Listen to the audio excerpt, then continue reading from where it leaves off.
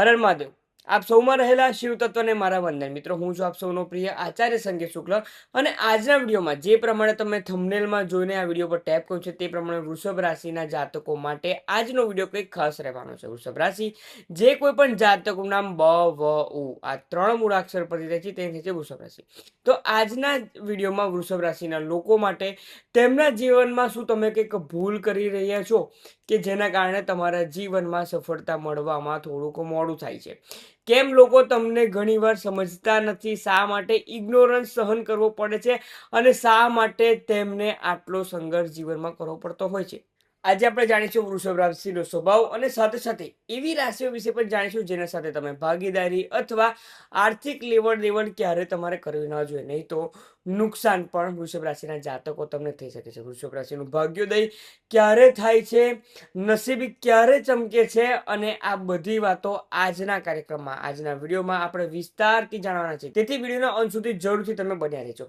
સૌથી પહેલા એક વાત ધ્યાનમાં રાખો, આ વિડીયો તમારી ચંદ્ર રાશિના આધારિત છે, એટલે કે તમારી જન્મ રાશિ તમારી જન્મ પત્રિકામાં 2 નંબર રાશિમાં જ્યાં ચંદ્ર લખ્યું હોય તો આ વિડીયો તમારા વિશે કંઈક વિશેષ તમને માહિતી આપવાની છે। તો વૃષભ રાશિ કે જે રાશિ ચક્રની સેકન્ડ રાશિ છે અને આ રાશિના સ્વામી છે શુક્ર દેવતા। શુક્ર દેવતા જાતે જ કહે છે વૈભવ, સુખ, સુંદરતા અને તે લક્ઝરીના કારક ગણવામાં આવે છે। વૃષભ રાશિના લોકો ખૂબ જ મહેનતુ હોય છે, તે તો આપ સૌ જાણતા હો છો, તેથી તેમને વૃષની રાશિ મળી છે। મહેનતથી ક્યારે તે પાછળ પડતા નથી।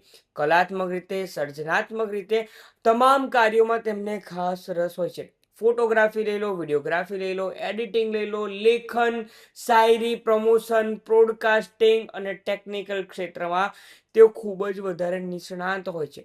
મોટા ભાગના વૃષભ રાશિના લોકો ટેકનિકલ કામોમાં માસ્ટર હોય છે।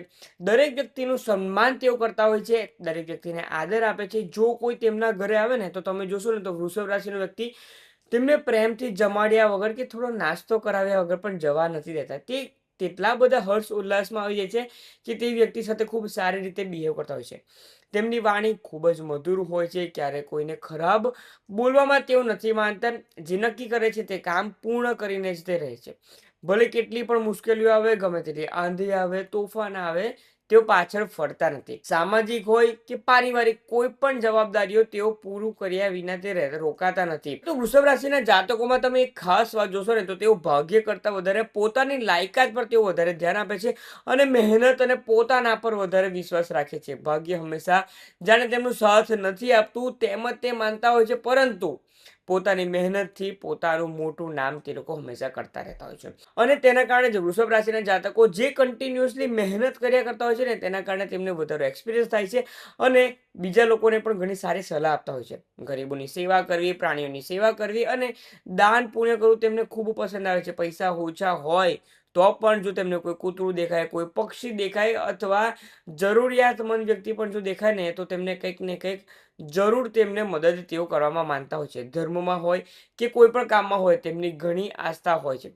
ધાર્મિક કાર્યમાં તેઓ વધારે ભાગ્ય હંમેશા લેતા હોય છે। પરિવારની પરંપરાઓ અને સંસ્કારોને ખૂબ મહત્વ તેઓ આપે છે। હવે અત્યાર સુધી તો ઘણા બધા પોઝિટિવ પાસા વિશે આપણે ચર્ચા કરી લીધી, પરંતુ હવે વૃષભ રાશિના જાતકોના નબળા પાસા વિશે, નેગેટિવ ઇમ્પેક્ટ બાબતે ચર્ચા કરી। વૃષભ રાશિના તમામ જાતકોના દાંપત્ય જીવનમાં મતભેદ રહેવાની સંભાવના ખૂબ વધારે હોય છે। સંતાન સાથે પણ ઘણી ખરી વાર તેમની મતભેદ વધારે થતો હોય છે। વિચાર ભેદ ખાસ જોવા મળે છે। ઘણી વખત તમે જોશો ને તો વૃષભ રાશિના લોકો પોતાના જન્મ સ્થળથી દૂર જઈને અથવા તો બીજી સિટીમાં જઈને, બીજા સ્ટેટમાં જઈને કે બીજા દેશમાં પણ જઈને, એટલે કે વિદેશમાં જઈને સ્થાયી થાય છે અને ત્યાં જ તેમને જીવનમાં ઘણી મોટી સફળતા મળે છે।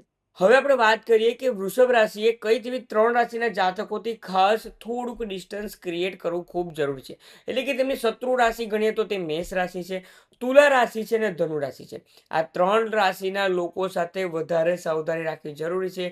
ભાગીદારી અથવા મોટી લેવડ દેવડ વિચાર કરીને કરવો જોઈએ। હવે ભાગ્યોદયની જો વાત કરીએ ને તો તેમનો ગોલ્ડન સમય સૌથી પહેલા 26 વર્ષથી 38 વર્ષની વચ્ચે તેમના માટે ખૂબ શુભ સમય હોય છે। તે સમય દરમિયાન તેમને આરામ કરવાના જગ્યા પર તેમને દોડવું જોઈએ.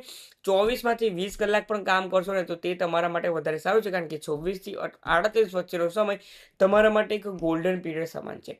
આ સમય દરમિયાન તમને વિદેશ જવાની તક મળી શકે છે, પ્રમોશન સારું મળી શકે છે, સરકારી નોકરી અથવા મોટી સફળતા પણ તમને મળવાના સંજોગો બની શકે છે. બીજા ગોલ્ડન સમયની વાત કરીએ ને તો તે છે કે 47થી 53 વર્ષની ઉંમર સુધી. આ વર્ષના જે ઉંમર છે તે સમય દરમિયાન પણ જે અત્યારે હાલમાં તમને કહ્યું ને તે પ્રમાણેના ઘણા સારા સંજોગો તેમના જીવનમાં આવી શકે છે. આ સમય દરમિયાન ધનમાં વધારો થઈ શકે છે, એટલે કે બેંક બેલેન્સમાં વધારો થઈ શકે છે.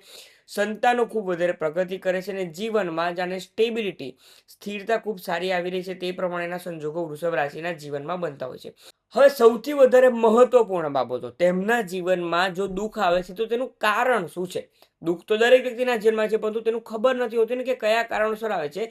તો કેટલીક બાબતો છે તેના પર તમારે વૃષભ રાશિના જાતકો ધ્યાન રાખવું જરૂર છે. પહેલી ખાસ વાત વૃષભ રાશિના જાતકો તે જ છે કે તમે ફાઇનાન્શિયલ બાબતે પોતાના લોકો કરતા બીજા લોકો પર, બહારના લોકો પર ખૂબ વધારે વિશ્વાસ કરી મૂકો છો અને તેના કારણે તમારે નુકસાનીનો સામનો કરવો પડશે. તેથી તે બાબતનું ખાસ ધ્યાન રાખવાનું છે. ફાઇનાન્શિયલ સ્ટેબિલિટીમાંથી કોઈ બહારનો વ્યક્તિ તમને તકલીફ પહોંચાડી શકે છે, તે વાતનું તમારે ખાસ ધ્યાન રાખવાનું રહેશે.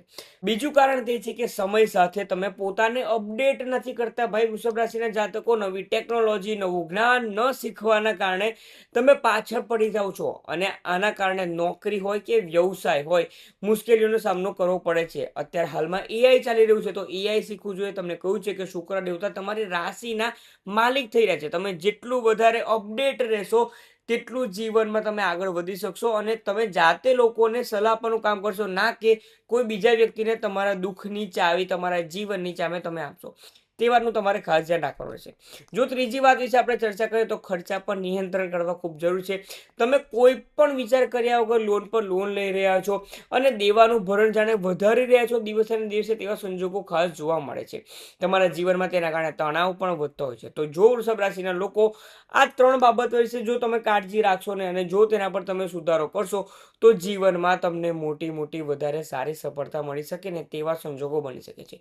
તેથી જ વૃષભ રાશિના જાતકો આજના વિડીયોમાં તમારી રાશિ વિશે કહ્યું, તમને કઈ વસ્તુ પસંદ છે તેના વિશે આજના વિડીયોમાં કહ્યું, કઈ બાબતે કાળજી રાખવાની છે, કઈ રાશિના જાતકોથી તમારે કાળજી રાખવાની છે. અને જીવનમાં જો તકલીફ છે તો તે તકલીફ પછી તે ફાઇનાન્શિયલ હોય કે સ્ટેબિલિટીની હોય, તેના માટે તમારે શું કરવું જોઈએ તે તમામ વિસ્તારથી મેં તમને માહિતી જણાવી છે. જો માહિતી પસંદ આવી હોય તો કમેન્ટમાં જરૂરથી જણાવજો કે જે કંઈ પણ હું તમને આ વિડીયોમાં કહી રહ્યો છું તે તમારા સાથે રિલેટ થઈ રહ્યું છે. અને જો માહિતી પસંદ આવી હોય તો તમારા ફ્રેન્ડ્સ હોય, ફેમિલી ગ્રુપમાં કોઈ પણ હોય કે તમારા સ્પાઉસ કે તમારા કોઈ રિલેટિવ કેમના હોય, તે તમામ વૃષભ રાશિના જાતકોને આ માહિતી શેર કરવામાં મને મદદ કરો. કારણ કે આ તો ફક્ત દુઃખની વાત હતી ને કઈ બાબતનું કાળજી રાખવાની હતી તેની વાત કરી, પરંતુ તમારી રાશિ વિશે, તમારા વિશે હજુ પણ હું ડિટેલમાં માહિતી લઈને આવી રહ્યો છું. તેથી જ ચેનલને સબસ્ક્રાઇબ કરીને બેલ આઇકન પ્રેસ કરવાનું ન ભૂલશો. આપ સૌમાં રહેલા શિવ તત્વને મારા વંદન. ઓમ નમઃ શિવાય.